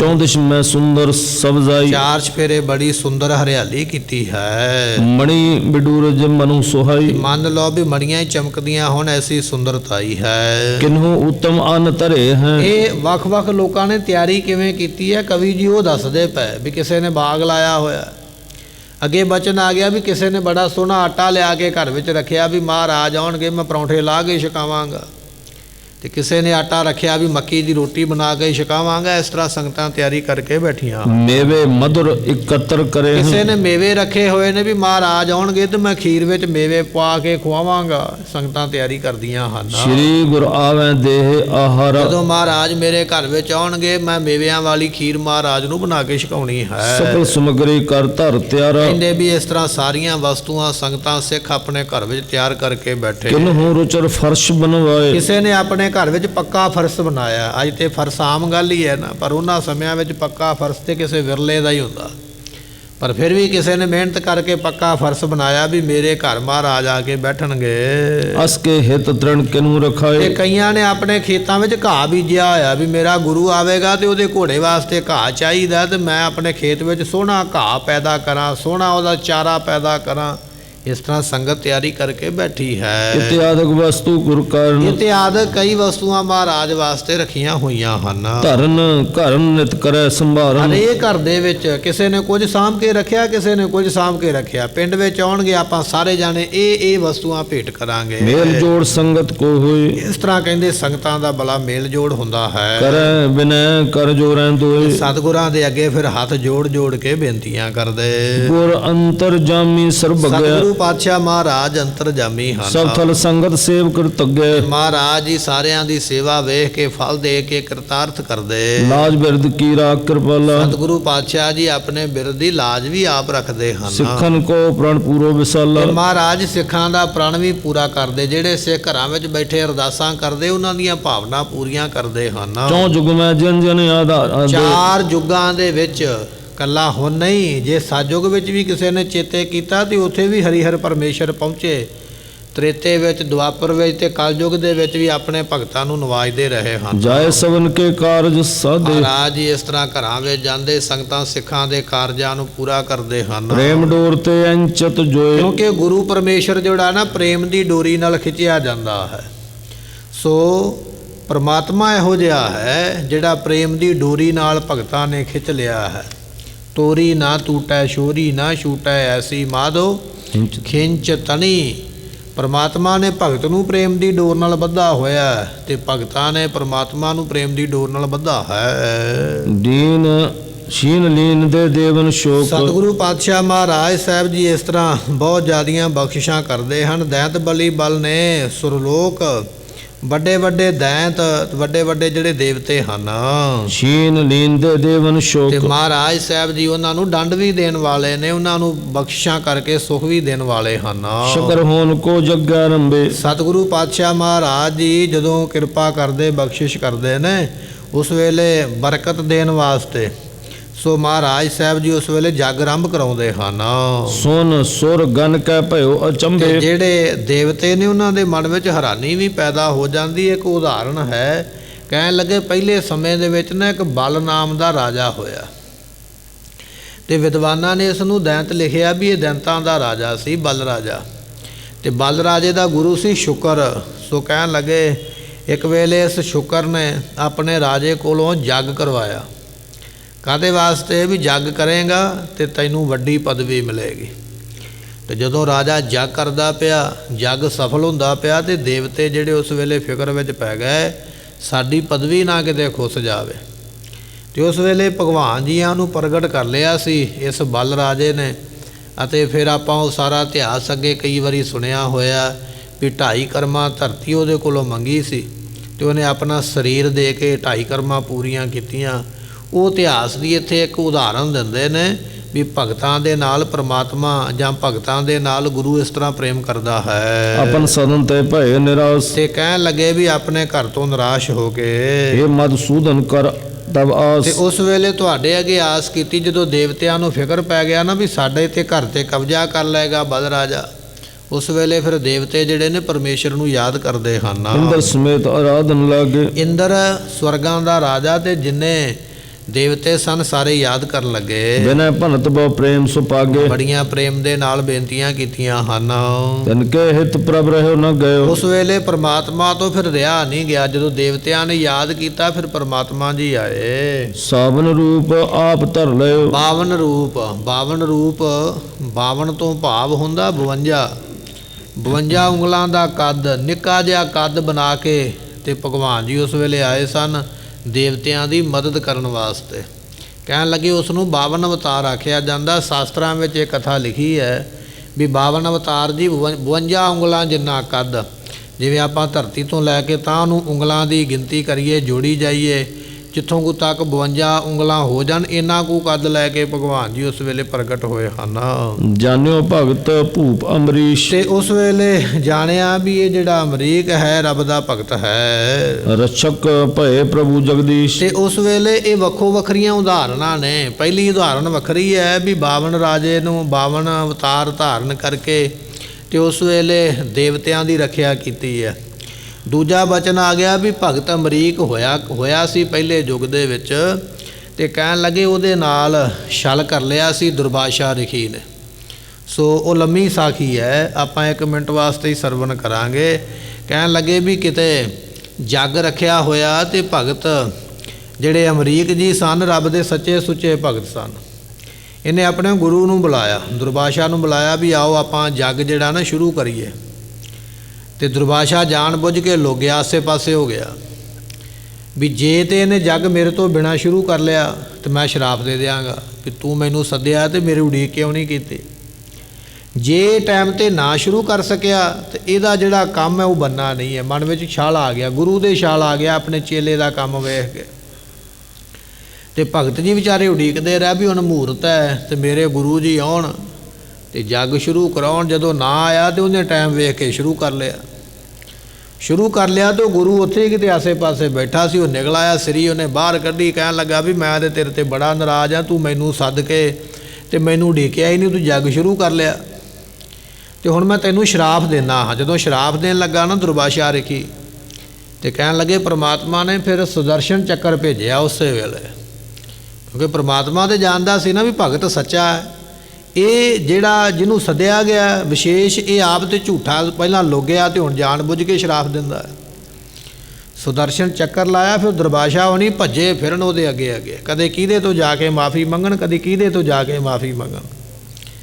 ਜਦੋਂ ਕਿਤੋਂ ਵੀ ਨਾ ਜਾਨ ਬਚੀ, ਕਿਸੇ ਨੇ ਮਾਫੀ ਨਾ ਦਿੱਤੀ ਤੇ ਫਿਰ ਕਹਿੰਦੇ ਆਵਾਜ਼ ਆਈ ਵੀ ਦੁਰਬਾਸ਼ਾ ਰਿਖੀ ਜੇ ਬਚਣਾ ਚਾਹਣਾ ਨਾ, ਜਿਹਨੂੰ ਸ਼ਰਾਪ ਦੇਣ ਲੱਗਾ ਸੀ ਉਹਦੇ ਹੀ ਪੈਰ ਫੜ ਜਾ ਕੇ ਤਾਂ ਬਚੇਗਾ। ਫਿਰ ਆ ਕੇ ਭਗਤ ਅਮਰੀਕ ਦੇ ਪੈਰ ਫੜੇ ਤੇ ਫਿਰ ਜਾਨ ਬਚੀ ਸੀ। ਉਦਾਹਰਨਾਂ ਨਿੱਕੀਆਂ ਨਿੱਕੀਆਂ ਦਿੱਤੀਆਂ ਨੇ ਵੀ ਜਿਵੇਂ ਅਮਰੀਕ ਦੀ ਰੱਖਿਆ ਕੀਤੀ ਹੈ ਭਗਵਾਨ ਜੀਆਂ ਨੇ ਤੇ ਜਿਵੇਂ ਦੇਵਤਿਆਂ ਦੀ ਰੱਖਿਆ ਕੀਤੀ ਹੈ ਪਰਮਾਤਮਾ ਨੇ, ਇਸੇ ਤਰ੍ਹਾਂ ਮਹਾਰਾਜ ਤੁਸੀਂ ਹਰ ਯੁੱਗ ਦੇ ਵਿੱਚ ਰੱਖਿਆ ਕਰਦੇ ਹੋ। ਤ੍ਰੇਤੇ ਰਾਮਚੰਦਰ ਅਵਤਾਰ। ਤ੍ਰੇਤਾ ਯੁੱਗ ਆਇਆ ਤੇ ਤੁਸੀਂ ਰਾਮਚੰਦਰ ਬਣ ਕੇ ਦੁਨੀਆ ਤੇ ਆਏ ਹੋ। ਬਨ ਗਮਨੇ ਜਨ ਚਰਤ ਉਦਾਰ। ਮਹਾਰਾਜ ਤੁਸੀਂ ਆਪ ਜੰਗਲ ਵਿੱਚ ਗਏ ਜਾਣ ਬੁੱਝ ਕੇ ਵੱਡੇ ਵੱਡੇ ਕੌਤਕ ਕਰਨ ਵਾਸਤੇ। ਬਿਟਿਓ ਪ੍ਰਤੀਕ ਤਜਹ ਚਰਕਾਲਾ। ਇਹਨਾਂ ਨੂੰ ਬੜਾ ਸਮਾਂ ਲੰਮਾ ਉਡੀਕਦੇ ਰਹੇ ਹਾਂ। ਜਾਤ ਭੀਲਨੀ ਬਹਰੋ ਵਾਲਾ। ਕਿਉਂ ਗਏ ਜੀ ਤੁਸੀਂ ਜੰਗਲ ਦੇ ਵਿੱਚ ਰਾਮਚੰਦਰ ਜੀ? ਕਹਿਣ ਲੱਗੇ ਭੀਲਨੀ ਬੈਠੀ ਸੀ ਨਾ ਜੰਗਲ ਦੇ ਵਿੱਚ ਰੱਬ ਦੇ ਦਰਸ਼ਨ ਕਰਨ ਵਾਸਤੇ, ਉਹਦੇ ਝੂਠੇ ਬੇਰਜੂ ਜਾ ਕੇ ਖਾਣੇ ਸਨ, ਉਹਨੂੰ ਨਿਹਾਲ ਕਰਨਾ ਸੀ ਭੀਲਨੀ ਨੂੰ। ਕਹਿਣ ਲੱਗੇ ਤੁਸੀਂ ਕੌਤਕ ਕੀਤਾ ਹੈ। ਤੈ ਸੰਤੋਸ਼ ਦੇਣ ਕੇ ਕਾਰਨ। ਉਹਨੂੰ ਸੰਤੋਖ ਬਖਸ਼ਿਸ਼ ਕਰਨ ਵਾਸਤੇ ਭੀਲਨੀ ਨੂੰ ਆਪ ਜੀ ਰਾਮਚੰਦਰ ਬਣ ਕੇ ਗਏ ਹੋ। ਸ਼੍ਰੀ ਪ੍ਰਭ ਕੀਨਸ ਨਿਕਟ ਪਧਾਰਨ। ਪਰਮਾਤਮਾ ਜੀ ਆਪ ਰਾਮਚੰਦਰ ਦੇ ਰੂਪ ਦੇ ਵਿੱਚ ਉਹਦੇ ਕੋਲ ਪਹੁੰਚੇ ਹਨ। ਮਨੋ ਕਾਮਨਾ ਪੂਰਨ ਕੀ। ਉਹਦੀਆਂ ਮਨ ਦੀਆਂ ਕਾਮਨਾ ਪੂਰੀਆਂ ਕੀਤੀਆਂ। ਕਹਿਣ ਲੱਗੇ ਭੀਲਨੀ ਵਿਚਾਰੀ ਸਰੀਰ ਦੀ ਵੀ ਬੜੀ ਜਿਹੜੀ ਹੈ ਨਾ ਚੰਗੀ ਨਹੀਂ ਸੀ, ਬਹੁਤਾ ਸਰੀਰ ਵੀ ਉਹਦਾ ਸੋਹਣਾ ਨਹੀਂ ਸੀ ਤੇ ਰੰਗ ਰੂਪ ਵੀ ਕੋਈ ਬਹੁਤਾ ਸੋਹਣਾ ਨਹੀਂ। ਲੋਕੀ ਨਫ਼ਰਤ ਕਰਦੇ ਸਨ ਵੀ ਇਹ ਨੀਵੀਂ ਜਾਤ ਦੀ, ਐਵੇਂ ਕੋਈ ਬਹੁਤੀ ਸੁੱਚ ਸਫਾਈ ਵੀ ਨਹੀਂ ਹੈ, ਪਰ ਰੱਬ ਦੀ ਸੱਚੀ ਭਗਤ ਸੀ। ਤੇ ਕਹਿਣ ਲੱਗੇ ਇੱਕ ਦਿਨ ਜੰਗਲ ਵਿੱਚ ਬੈਠੀ ਬੇਰ ਖਾਂਦੀ ਹੈ ਤੇ ਖਾ ਕੇ ਪਿੱਛੇ ਸੁੱਟੀ ਆਉਂਦੀ ਹੈ ਤੇ ਪਿੱਛੇ ਭਗਵਾਨ ਰਾਮਚੰਦਰ ਜੀ ਖੜ ਗਏ ਆ ਕੇ। ਜਦੋਂ ਬੇਰ ਖਾ ਕੇ ਸੁੱਟਦੀ ਹੈ, ਉਹ ਸੁੱਟਿਆ ਹੋਇਆ ਬੇਰ ਚੁੱਕ ਕੇ ਆ ਮੂੰਹ 'ਚ ਪਾ ਲੈਂਦੇ। ਇਸ ਤਰ੍ਹਾਂ ਕਹਿਣ ਲੱਗੇ ਭੀਲੜੀ ਨੂੰ ਉਹਨਾਂ ਨੇ ਕਰਤਾਰਥ ਕੀਤਾ ਹੈ। ਸਭ ਤੇ ਉੱਚੋ ਪਦ ਤਿਸ ਤੇ ਦੀਨ, ਉੱਚੀ ਪਦਵੀ ਫਿਰ ਭੀਲਣੀ ਨੂੰ ਰਾਮਚੰਦਰ ਜੀਆਂ ਨੇ ਉੱਚਾ ਪਦ ਭਗਤਾਂ ਵਿੱਚੋਂ ਉਸ ਨੂੰ ਬਖਸ਼ਿਸ਼ ਕੀਤਾ ਹੈ। ਪੁਨ ਸ਼੍ਰੀ ਕ੍ਰਿਸ਼ਨ ਬਿਦਰ ਕੇ ਗਏ, ਫਿਰ ਦੁਆਪਰ ਯੁੱਗ ਦੇ ਵਿੱਚ ਮਹਾਰਾਜ ਜੀ ਤੁਸੀਂ ਕ੍ਰਿਸ਼ਨ ਬਣ ਕੇ ਬਿਦਰ ਭਗਤ ਦੇ ਘਰ ਵਿੱਚ ਗਏ ਹੋ। ਸੁਦਾਮਾ ਕੇ ਤੰਦੁਲ ਖਏ, ਤੇ ਮਹਾਰਾਜ ਬਿਦਰ ਵਿਚਾਰਾ ਇੰਨਾ ਗਰੀਬ ਸੀ, ਉਹ ਗਰੀਬ ਦੇ ਘਰ ਵਿੱਚ ਗਏ ਪਰ ਰਾਜੇ ਦੇ ਘਰ ਵਿੱਚ ਨਹੀਂ ਗਏ। ਬਿਦਰ ਨੂੰ ਕਰਤਾਰਥ ਕੀਤਾ ਬਿਨਾਂ ਲੂਣ ਤੋਂ ਸਾਗ ਖਾ ਕੇ। ਤੇ ਦੂਜੀ ਉਦਾਹਰਨ ਦਿੰਦੇ ਨੇ ਵੀ ਸੁਦਾਮੇ ਦੇ ਘਰੇ ਖਾਣ ਨੂੰ ਕੱਖ ਨਹੀਂ ਸੀ ਹੈਗਾ, ਇੱਕ ਚੌਲਾਂ ਦੀ ਮੁੱਠ ਲੈ ਕੇ ਪਹੁੰਚਿਆ ਸੀ, ਉਹ ਵੀ ਕੱਚੇ ਚੌਲ, ਰਿੰਨੇ ਹੋਏ ਨਹੀਂ, ਬਣਾਏ ਹੋਏ ਨਹੀਂ, ਕੱਚੇ ਚੌਲ ਲੈ ਕੇ ਪਹੁੰਚਿਆ ਸੀ। ਤੇ ਭਗਵਾਨ ਜੀਆਂ ਨੂੰ ਵੇਖ ਕੇ ਲੁਕਾਉਣ ਲੱਗ ਪਿਆ ਵੀ ਹੁਣ ਮੈਂ ਕੱਚੇ ਚੌਲ ਏਡੇ ਵੱਡੇ ਰਾਜੇ ਨੂੰ ਦੇਵਾਂਗਾ, ਸ਼ਰਮ ਵਾਲੀ ਗੱਲ ਹੈ। ਪਰ ਉਹ ਤੇ ਜਾਣੀ ਜਾਣ ਉਹਨਾਂ ਨੇ ਜਾਣ ਲੈ, ਮੰਗ ਕੇ ਲੈ ਲੈ, ਕਹਿੰਦੇ ਲਿਆ ਕੀ ਲਿਆਇਆ ਖਾਣ ਵਾਸਤੇ। ਤੇ ਫਿਰ ਸ਼ਰਮਿੰਦੇ ਹੁੰਦਿਆਂ ਕੱਢ ਕੇ ਮੁੱਠ ਚੌਲਾਂ ਦੇ ਦਿੱਤੇ, ਕਿਉਂਕਿ ਦਲਿੱਦਰ ਪਿਆ ਸੀ ਨਾ, ਦਲਿੱਦਰ ਨੂੰ ਹੁਣ ਤੋੜਨਾ ਸੀ ਨਾ, ਭਗਵਾਨ ਜੀਆਂ ਨੇ ਬਹਾਨਾ ਬਣਾਉਣਾ ਸੀ। ਕਹਿਣ ਲੱਗੇ ਜਦੋਂ ਛੋਟੇ ਹੁੰਦਿਆਂ ਪੜ੍ਹਦੇ ਸੀ ਨਾ, ਉਸ ਵੇਲੇ ਸੁਦਾਮੇ ਨੇ ਚਲਾਕੀ ਕੀਤੀ ਸੀ ਭਗਵਾਨ ਦੇ ਨਾਲ। ਡੇਰੇ ਦੇ ਵਿੱਚੋਂ ਜਿਸ ਆਸ਼ਰਮ ਦੇ ਵਿੱਚ ਪੜ੍ਹਦੇ ਸਨ, ਖਾਣ ਵਾਸਤੇ ਨਾਲ ਲੈ ਗਿਆ ਜੇਬ 'ਚ ਪਾ ਕੇ। ਜੰਗਲ ਵਿੱਚ ਮੀਂਹ ਪੈਣ ਲੱਗ ਪਿਆ, ਇੱਕ ਵੱਡਾ ਸਾਰਾ ਰੁੱਖ ਸੀ, ਸੁਦਾਮਾ ਉੱਪਰ ਚੜ੍ਹ ਗਿਆ, ਭਗਵਾਨ ਕ੍ਰਿਸ਼ਨ ਜੀ ਥੱਲੇ ਬੈਠ ਗਏ। ਹੁਣ ਮੀਂਹ ਕਾਫੀ ਚਿਰ ਪੈਂਦਾ ਰਿਹਾ, ਭੁੱਖ ਲੱਗ ਗਈ, ਸੋਚਿਆ ਜੇ ਇਹਨਾਂ ਨੂੰ ਦੱਸਿਆ ਤੇ ਉਹ ਜਿਹੜੀ ਮੈਂ ਚੀਜ਼ ਲੈ ਕੇ ਆਇਆ ਮੈਨੂੰ ਵੰਡ ਕੇ ਖਾਣੀ ਪਵੇਗੀ ਨਾ, ਮੇਰੇ ਕੋਲ ਤੇ ਅੱਧੀ ਰਹਿ ਜਾਏਗੀ, ਅੱਧੀ ਇਹਨਾਂ ਨੇ ਖਾ ਲੈਣੀ ਹੈ, ਤੇ ਮੈਂ ਦੱਸਣਾ ਹੀ ਕਿਉਂ ਹੈ। ਉੱਤੇ ਚੜ੍ਹੇ ਹੋਏ ਚੁੱਪ ਕਰਕੇ ਇਕੱਲੇ ਹੀ ਸੁਦਾਮੇ ਹੋਣੀ ਖਾਣ ਲੱਗ ਪਏ। ਭਗਵਾਨ ਕ੍ਰਿਸ਼ਨ ਜੀ ਥੱਲੇ ਬੈਠੇ ਸਨ, ਉਹਨਾਂ ਨੇ ਪੁੱਛਿਆ, ਕਹਿਣ ਲੱਗੇ ਸੁਦਾਮਿਆ ਆਵਾਜ਼ ਆਉਂਦੀ ਹੈ ਕੜਕੜ ਦੀ ਮੂੰਹ ਦੇ ਵਿੱਚ, ਜਿਵੇਂ ਕੋਈ ਚੀਜ਼ ਟੁੱਟਦੀ ਪਈ ਹੈ, ਤੇ ਕੀ ਖਾਂਦਾ ਪਿਆ। ਉਹਨੇ ਅੱਗੋਂ ਝੂਠ ਬੋਲਿਆ, ਕਹਿਣ ਲੱਗਾ ਭਗਵਾਨ ਜੀ ਖਾਣਾ ਕੀ ਹੈ, ਜੰਗਲ ਵਿੱਚ ਠੰਡ ਦੇ ਨਾਲ ਮੇਰੇ ਤੇ ਦੰਦਾਂ ਨਾਲ ਦੰਦ ਵੱਜਦੇ ਪਏ, ਤੁਹਾਨੂੰ ਉਹ ਆਵਾਜ਼ ਆਉਂਦੀ ਹੈ, ਖਾਣ ਨੂੰ ਕੁਝ ਨਹੀਂ ਮੇਰੇ ਕੋਲ। ਹੱਸ ਪਏ, ਜਾਣਦੇ ਸਨ ਵੀ ਖਾਂਦਾ ਤੇ ਪਿਆ, ਜੋ ਸਾਨੂੰ ਤੂੰ ਨਹੀਂ ਦੇਣਾ, ਤੂੰ ਉੱਦਾਂ ਹੀ ਕਹਿ ਦੇ ਵੀ ਮੇਰੇ ਕੋਲ ਥੋੜ੍ਹੇ ਨੇ, ਮੈਂ ਹੀ ਖਾਣੇ ਨੇ, ਤੇ ਬਹਾਨਾ ਕਾਹਤੋਂ ਮਾਰਿਆ। ਤੇ ਹੱਸ ਕੇ ਬਚਨ ਕਹਿ ਦਿੱਤਾ, ਕਹਿਣ ਲੱਗੇ ਜਾ ਓਏ ਦਲਿੱਦਰੀਆ, ਨਹੀਂ ਸੀ ਦੇਣੇ ਤੇ ਨਾ ਦਿੰਦਾ, ਪਰ ਝੂਠ ਤੇ ਨਾ ਬੋਲਦਾ, ਬ੍ਰਾਹਮਣ ਨੂੰ ਝੂਠ ਬੋਲਣਾ ਪਾਪ ਹੈ। ਹੁਣ ਬਚਨ ਤੇ ਸੁਭਾਵਿਕ ਹੀ ਨਿਕਲਿਆ, ਪਰ ਉਹ ਦਲਿੱਦਰ ਇਹੋ ਜਿਹਾ ਪਿਆ ਵੀ ਸੁਦਾਮੇ ਦੇ ਘਰ ਵਿੱਚ ਰਿਹਾ ਕੁਝ ਨਹੀਂ। ਇੱਕ ਕੱਚੇ ਚੌਲਾਂ ਦੀ ਮੁੱਠ ਲੈ ਕੇ ਪਹੁੰਚਿਆ, ਹੋਰ ਘਰ ਵਿੱਚ ਹੈ ਹੀ ਕੁਝ ਨਹੀਂ, ਤੇ ਲਿਜਾਂਦਾ ਕੀ। ਤੇ ਪਤਾ ਤੇ ਉਹਨਾਂ ਨੂੰ ਵੀ ਆ ਨਾ ਵੀ ਸਾਡੇ ਕਰਕੇ ਗਰੀਬੀ ਆਈ ਹੈ। ਕਹਿਣ ਲੱਗੇ ਲਿਆ ਕੱਚੇ ਚੌਲ ਹੀ ਲਿਆ ਸੀ, ਇਹੋ ਹੀ ਖਾ ਲੈਂਦੇ। ਕੱਚੇ ਚੌਲ ਲੈ ਕੇ ਫੱਕਾ ਮਾਰਿਆ ਮੂੰਹ ਦੇ ਵਿੱਚ, ਨਾਲ ਹੀ ਆਖਿਆ ਸੁਦਾਮਿਆਂ ਰਿਧੀਆਂ ਸਿੱਧੀਆਂ 9 ਨਿਧੀਆਂ ਬਰਕਤਾਂ ਭੰਡਾਰੇ ਖਜ਼ਾਨੇ ਜੋ ਨੇ ਸਾਰੇ ਤੇਰੇ ਹੀ ਨੇ। ਨਾਲ ਹੀ ਦਲਿੱਦਰ ਭੰਨ ਦਿੱਤਾ, ਦੂਰ ਕਰ ਦਿੱਤਾ। ਇਹ ਨਿੱਕੀਆਂ ਨਿੱਕੀਆਂ ਉਦਾਹਰਨਾਂ ਦਿੱਤੀਆਂ ਵੀ ਗੁਰੂ ਤੇਗ ਬਹਾਦਰ ਪਾਤਸ਼ਾਹ ਜੀ ਇਸ ਤਰ੍ਹਾਂ ਜਾ ਰਹੇ ਨੇ ਜਿਵੇਂ ਸੁਦਾਮੇ ਦਾ ਦਲਿੱਦਰ ਭੰਨਿਆ ਹੈ। ਕਹਿਣ ਲੱਗੇ ਇਸ ਤਰ੍ਹਾਂ ਬਖਸ਼ਿਸ਼ ਕਰਦੇ ਹਨ। ਲਾਜ ਦ੍ਰੋਪਦੀ ਕੀ ਰਖ ਲੀਨ, ਫਿਰ ਕਹਿਣ ਲੱਗੇ ਵੀ ਕੌਰਵਾਂ ਦੀ ਸਭਾ ਦੇ ਵਿੱਚ ਦ੍ਰੋਪਦੀ ਦੀ ਲਾਜ ਰੱਖ ਲਈ ਪ੍ਰਮਾਤਮਾ ਨੇ। ਰਾਜੇ ਨੇ ਹੁਕਮ ਕੀਤਾ ਸੀ ਵੀ ਇਸ ਜਨਾਨੀ ਦੇ, ਇਸਤਰੀ ਦੇ ਸਾਰੇ ਕੱਪੜੇ ਗਲ ਦੇ ਲਾ ਕੇ ਉਸ ਨੂੰ ਨੰਗਾ ਕਰੋ। ਪਰ ਜਦੋਂ ਦ੍ਰੋਪਦੀ ਨੇ ਰੱਬ ਨੂੰ ਚੇਤੇ ਕੀਤਾ ਤੇ ਉਹਦੇ ਕੱਪੜਿਆਂ ਨੂੰ ਉਤਾਰ ਕੋਈ ਨਹੀਂ ਸਕਿਆ, ਕੱਪੜਿਆਂ ਦਾ ਢੇਰ ਤੇ ਲੱਗ ਗਿਆ ਪਰ ਸਰੀਰ ਦੇ ਕੱਪੜੇ ਮੁੱਕੇ ਨਹੀਂ। ਕਹਿੰਦੇ ਇਸ ਤਰ੍ਹਾਂ ਤੁਸੀਂ ਉਸ ਵੇਲੇ ਉਹਦੀ ਲਾਜ ਰੱਖੀ ਹੈ। ਰੱਛਾ ਕੀਨ ਪਿਖੇ ਜੋ ਦੀਨ, ਤੇ ਜਿਹਨੂੰ ਤੁਸੀਂ ਗਰੀਬ ਵੇਖਦੇ ਹੋ, ਜਿਹਨੂੰ ਲੋੜਵੰਦ ਵੇਖਦੇ ਹੋ, ਜਿਹਨੂੰ ਦੁਖੀ ਵੇਖਦੇ ਹੋ, ਪਰਮੇਸ਼ਰ ਜੀ ਤੁਸੀਂ ਉਸ ਦੀ ਰੱਖਿਆ ਕਰਦੇ ਹੋ। ਸ੍ਰੀ ਨਾਨਕ ਕਲਮ ਹੈ ਅਵਤਾਰ, ਕਲਯੁਗ ਦੇ ਵਿੱਚ ਗੁਰੂ ਨਾਨਕ ਸਾਹਿਬ ਪਾਤਸ਼ਾਹ ਮਹਾਰਾਜ ਆਏ ਹਨ। ਨਗਰ ਏਮਨਾਬਾਦ ਮਝਾਰ, ਮਹਾਰਾਜ ਏਮਨਾਬਾਦ ਨਗਰ ਅੱਜ ਪਾਕਿਸਤਾਨ ਦੇ ਵਿੱਚ ਸ਼ਹਿਰ ਹੈ ਕਿ ਏਮਨਾਬਾਦ, ਉੱਥੇ ਮਹਾਰਾਜ ਗਏ ਸਨ। ਲਾਲੋ ਸ਼ੂਦਰ ਤਾਹੇ ਘਰ ਜਾਏ, ਉੱਥੇ ਇੱਕ ਲਾਲੋ ਨਾਮ ਦਾ ਤਰਖਾਣ ਸਿੱਖ ਰਹਿੰਦਾ ਹੈ ਤੇ ਮਹਾਰਾਜ ਉਹਨੂੰ ਨਿਹਾਲ ਕਰਨ ਵਾਸਤੇ ਉਹਦੇ ਘਰ ਵਿੱਚ ਚਲੇ ਗਏ। ਰੁਚ ਸੁਵਸਨ ਬਣਾਇਓ ਖਾਏ, ਉਹਦੇ ਘਰ ਦਾ ਸੁੱਕਾ ਮਿੱਸਾ ਭੋਜਨ ਖਾਂਦੇ ਨੇ। ਕੋਧਰੇ ਦੀ ਰੋਟੀ, ਬਾਜਰੇ ਦੀ ਰੋਟੀ ਜਿਹੜੀ ਹੈ ਨਾ, ਉਹ ਕਦੇ ਠੰਡੀ ਤੇ ਕਦੇ ਤੱਤੀ, ਇਸ ਤਰ੍ਹਾਂ ਦਾ ਭੋਜਨ ਵਿਚਾਰਾ ਆਪ ਖਾਂਦਾ ਗਰੀਬ ਬੰਦਾ। ਉਹਦੇ ਘਰ ਦੇ ਗਰੀਬ ਦੇ ਘਰ ਦਾ ਤੁਸੀਂ ਭੋਜਨ ਛਕਿਆ ਹੈ। ਤਿਨ ਗਾਦੀ ਪਰ ਭਏ ਜੋ ਪਾਛੇ, ਤੇ ਇਸੇ ਤਰ੍ਹਾਂ ਗੁਰੂ ਨਾਨਕ ਸਾਹਿਬ ਦੀ ਗੱਦੀ ਦੇ ਉੱਪਰ ਜਿਹੜੇ ਜਿਹੜੇ ਗੁਰੂ ਸਾਹਿਬਾਨ ਹੋਏ ਹਨ, ਇਸ ਰੀਤ ਜਿਨ ਪ੍ਰੇਮੀ ਬਾਂਛੇ, ਇਸੇ ਤਰ੍ਹਾਂ ਹੀ ਜਿਵੇਂ ਪ੍ਰੇਮੀ ਚਾਹੁੰਦੇ ਉਸ ਤਰ੍ਹਾਂ ਪ੍ਰੇਮ ਕਰਦੇ ਹਨ। ਕਰਤ ਰਹੇ ਸਭ ਪੂਰਨ ਆਸਾ, ਇਸ ਤਰ੍ਹਾਂ ਤੁਸੀਂ ਭਗਤਾਂ ਦੀ ਆਸਾ ਪੂਰੀ ਕਰਦੇ ਰਹੇ। ਜਾਂ ਤੇ ਹਮੈ ਸਭਨ ਪਰਵਾਸਾ, ਇਸ ਤਰ੍ਹਾਂ ਸੰਗਤਾਂ ਕਹਿੰਦੀਆਂ ਮਹਾਰਾਜ ਅਸੀਂ ਤਾਂ ਸੋਹਣੇ ਸੋਹਣੇ ਘਰ ਬਣਾਏ ਨੇ, ਤਾਂ ਸੋਹਣੇ ਸੋਹਣੇ ਬਾਗ ਲਾਏ ਨੇ, ਤਾਂ ਘਰ ਵਿੱਚ ਆਟਾ ਤੇ ਪਦਾਰਥ ਰੱਖੇ ਨੇ, ਤਾਂ ਆਪਣੇ ਘਰ ਦੇ ਦਰਵਾਜ਼ੇ ਉੱਤੇ ਕੀਤੇ ਨੇ ਵੀ ਤੁਸੀਂ ਸ਼ੁਰੂ ਤੋਂ ਲੈ ਕੇ ਸਤਿਯੁਗ ਤੋਂ ਲੈ ਕੇ ਭਗਤਾਂ ਨੂੰ ਨਿਹਾਲ ਕਰਦੇ ਆਏ ਹੋ, ਹੁਣ ਵੀ ਨਿਹਾਲ ਕਰਦੇ ਪਏ ਤੇ ਸਾਨੂੰ ਵੀ ਨਿਹਾਲ ਕਰਨਾ ਕਰੋ। ਦੀਨ ਦਿਆਲ ਕੀ ਬਾਣ ਵਿਚਾਰਤ, ਫਿਰ ਪੜੋ। ਦੀਨ ਦਿਆਲ ਕੀ ਬਾਣ ਸਤਿਗੁਰੂ ਵਿਚਾਰਤ। ਪਾਤਸ਼ਾਹ ਜੀ ਤੁਸੀਂ ਦੀਨਾਂ ਤੇ ਦਿਆਲਤਾ ਕਰਨ ਵਾਲੇ, ਤੁਹਾਨੂੰ ਆਦਤ ਪਈ ਹੋਈ ਹੈ। ਬੰਦੇ ਨੂੰ ਆਦਤ ਪੈ ਜਾਵੇ ਨਾ, ਉਹ ਆਦਤ ਤੋਂ ਮਜਬੂਰ ਹੁੰਦਾ, ਉਹ ਕੰਮ ਕਰਦਾ ਹੀ ਦੁਨੀਆ ਸਾਰੀ ਰੋਕੇ ਪਰ ਕਰਦਾ ਜ਼ਰੂਰ ਹੈ। ਆਦਤ ਹੀ ਹੈ ਨਾ, ਚੰਗੀ ਪੈ ਜਾਏ ਤੇ ਭਾਵੇਂ ਮਾੜੀ ਪੈ ਜਾਏ। ਕਹਿੰਦੇ ਰੱਬ ਨੂੰ ਵੀ ਇੱਕ ਆਦਤ ਪਈ ਹੋਈ ਹੈ। ਕਿਹੜੀ ਆਦਤ ਹੈ? ਰੱਬ ਨੂੰ ਆਦਤ ਇਹ ਪਈ ਹੈ ਵੀ ਮੈਂ ਗਰੀਬ ਦੀ ਮਦਦ ਕਰਨੀ ਹੈ, ਦੁਖੀ ਦੀ ਮਦਦ ਕਰਨੀ। ਰੱਬ ਨੂੰ ਵੀ ਆਦਤ ਇਹੋ ਪਈ ਹੋਈ ਹੈ, ਤਾਂ ਦੁਖੀਆਂ ਦੀ ਉਹ ਮਦਦ ਕਰਦਾ ਹੈ। ਜਾਂ ਤੇ ਹਮ ਪ੍ਰਤੀਖ ਨਾ ਧਾਰਤ, ਇਸ ਕਰਕੇ ਮਹਾਰਾਜ ਤੁਹਾਨੂੰ ਉਡੀਕਦੇ ਪਏ ਹਾਂ। ਸ਼ਰਧਾ ਪੂਰੈ ਅੰਤਰਜਾਮੀ, ਅੰਤਰਜਾਮੀ ਮਹਾਰਾਜ ਸਾਰਿਆਂ ਦੀ ਸ਼ਰਧਾ ਪੂਰੀ ਕਰਦੇ। ਦਾਸਨ ਕੀ ਬੇਨਤੀ ਸੁਨ ਸੁਆਮੀ, ਦਾਸਾਂ ਦੀ ਬੇਨਤੀ ਸੁਣ ਕੇ ਮਹਾਰਾਜ ਕਿਰਪਾ ਕਰਦੇ ਹਨ। ਅਪਰ ਜਹਾਂ ਕਹਿ ਪ੍ਰੇਮ ਨਿਹਾਰੇ, ਕਿੱਥੇ ਕਿੱਥੇ ਮਹਾਰਾਜ ਪ੍ਰੇਮ ਵੇਖਦੇ ਹਨ। ਸਭ ਕੋ ਤਿਆਗ ਤਹਾਂ ਪਧਾਰੇ, ਸਤਿਗੁਰੂ ਸਾਰਾ ਕੁਝ ਛੱਡ ਸਕਦੇ ਪਰ ਆਪਣੇ ਪ੍ਰੇਮੀ ਦੇ ਪ੍ਰੇਮ ਨੂੰ ਵੇਖ ਕੇ ਉੱਥੇ ਜਾਂਦੇ ਹਨ। ਕਹਾਂ ਕਹਾਂ ਲਗ ਗਿਣਤੀ ਕਿੱਥੋਂ ਕਰਕੇ, ਤੱਕ ਇਤਿਹਾਸ ਤੁਹਾਨੂੰ ਗ੍ਰੰਥ ਪੜ੍ਹ ਕੇ ਸ਼ਾਸਤਰ ਪੜ੍ਹ ਕੇ ਕਿੱਥੋਂ ਕੁ ਤੱਕ ਸੁਣਾਈਏ। ਗੱਲ ਮੁੱਕਦੀ ਹੈ ਵੀ ਪ੍ਰੇਮ ਦੇ ਅੱਗੇ ਕੁਝ ਨਹੀਂ ਹੈ। ਕਰੈ ਹਕਾਰਨ ਨਾਮ ਸਿਮਰ ਕੇ, ਜਿਹੜਾ ਗੁਰੂ ਪਾਤਸ਼ਾਹ ਨੂੰ ਨਾਮ ਲੈ ਕੇ ਯਾਦ ਕਰਦਾ ਉੱਥੇ ਪਾਤਸ਼ਾਹ ਪਹੁੰਚਦੇ ਹਨ। ਧਨ ਐਸ਼ਵਰ ਨਹੀਂ ਕਿਸ ਦੇਖੇ, ਮਹਾਰਾਜ ਇਹ ਨਹੀਂ ਵੇਖਦੇ ਵੀ ਇਹ ਅਮੀਰ ਬੰਦਾ ਜਾਂ ਇਹਦੇ ਕੋਲ ਬੜੇ ਨਜ਼ਾਰੇ ਨੇ, ਚਲੋ ਜਾ ਕੇ ਨਜ਼ਾਰੇ ਲਈਏ। ਨਹੀਂ, ਨਾ ਨਜ਼ਾਰੇ ਵੇਖਦੇ ਨਾ ਧਨ ਵੇਖਦੇ ਹਨ। ਸੋਚ ਤਪ ਤਾਪਨ ਨਹੀਂ ਪਰੋਖੇ, ਨਾ ਇਹ ਵੇਖਦੇ ਨੇ ਵੀ ਇਹਦੀ ਸੁਚਮ ਕਿੰਨੀ ਕੁ ਹੈ, ਨਾ ਇਹ ਵੇਖਦੇ ਵੀ ਇਹ ਬੰਦਾ ਤਪਸਵੀ ਕਿੰਨਾ ਕੁ ਤਪ ਕਰਦਾ, ਇਹ ਨਹੀਂ ਵੇਖਦੇ ਹਨ। ਖਟ ਸ਼ਾਸਤਰਨ ਮਹਿ ਵਿਦਿਆ ਪੰਡਤ, ਨਾ ਇਹ ਵੇਖਦੇ ਨੇ ਵੀ ਇਹ ਬੰਦਾ ਮੂਰਖ ਹੈ, ਨਾ ਇਹ ਵੇਖਦੇ ਨੇ ਵੀ ਇਹ ਬੰਦਾ ਪੜ੍ਹਿਆ ਲਿਖਿਆ ਕਿੰਨਾ ਕੁ ਹੈ, ਕਿੰਨਾ ਕੁ ਵੱਡਾ ਗਿਆਨੀ ਹੈ। ਇਹ ਵੀ ਗੱਲ ਗੁਰੂ ਨਹੀਂ ਵੇਖਦਾ ਹੈ। ਆਤਮਤ ਜੋਤ ਮੰਡਤ ਮਤ ਖੰਡ, ਨਾ ਇਹ ਵੇਖਦੇ ਨੇ ਵੀ ਇਹ ਬੜੀ ਮੱਤ ਵਾਲਾ ਹੈ, ਨਾ ਇਹ ਵੇਖਦੇ ਵੀ ਬੜਾ ਵੱਡਾ ਮੂਰਖ ਹੈ। ਇਤਿਆਦਿਕ ਸਭਨ ਕੋ ਇਹ ਤਿਆਗ, ਸਾਰੀਆਂ ਗੱਲਾਂ ਗੁਰੂ ਪਰੇ ਕਰ ਦਿੰਦਾ ਜਦੋਂ ਸਿੱਖ ਨੂੰ ਮਿਲਦਾ ਹੈ। ਜੀ ਪਗ ਪੰਕਜ ਮਹਿ ਅਨੁਰਾਗ, ਜਿਹੜਾ ਗੁਰੂ ਚਰਨਾਂ ਨਾਲ ਪਿਆਰ ਕਰਦਾ ਹੈ ਨਾ, ਗੁਰੂ ਨੂੰ ਯਾਦ ਕਰਦਾ, ਗੁਰੂ ਇਹ ਨਹੀਂ ਵੇਖਦਾ ਵੀ ਇਹ ਅਮੀਰ ਹੈ ਕਿ ਗਰੀਬ ਹੈ, ਮੂਰਖ ਹੈ ਕਿ ਸਿਆਣਾ, ਪੜ੍ਹਿਆ ਹੈ ਕਿ ਅਨਪੜ੍ਹ ਹੈ, ਉੱਚਾ ਹੈ ਕਿ ਨੀਵਾਂ ਹੈ। ਇਹਨਾਂ ਗੱਲਾਂ ਨੂੰ ਨਹੀਂ ਵੇਖਦਾ, ਕੇਵਲ ਮਨ ਦਾ ਪ੍ਰੇਮ ਵੇਖ ਕੇ ਉਹਦੇ ਕੋਲ ਜਾਂਦੇ ਹਨ। ਤਿਨ ਕੋ ਪ੍ਰੇਮ ਪਰਖ ਕਰ ਸੁਆਮੀ, ਸਤਿਗੁਰੂ ਜੀ ਆਪਣੇ ਸਿੱਖਾਂ ਦਾ ਪ੍ਰੇਮ ਪਰਖ ਕੇ ਬਸੀ ਰਹੋ ਨਿਤ ਅੰਤਰਜਾਮੀ, ਸਤਿਗੁਰੂ ਪਾਤਸ਼ਾਹ ਫਿਰ ਪ੍ਰੇਮ ਦੇ ਵਸੀਕਾਰ ਹੋ ਕੇ ਜਾਂਦੇ ਹਨ। ਤਤ ਛਿਨ ਪੂਰਤ ਹੋ ਅਵਿਲਾਖਾ, ਸਤਿਗੁਰੂ ਜੀ ਤੁਸੀਂ ਸਿੱਖਾਂ ਦੀਆਂ ਮਨ ਦੀਆਂ ਭਾਵਨਾਵਾਂ ਪੂਰੀਆਂ ਕਰਦੇ।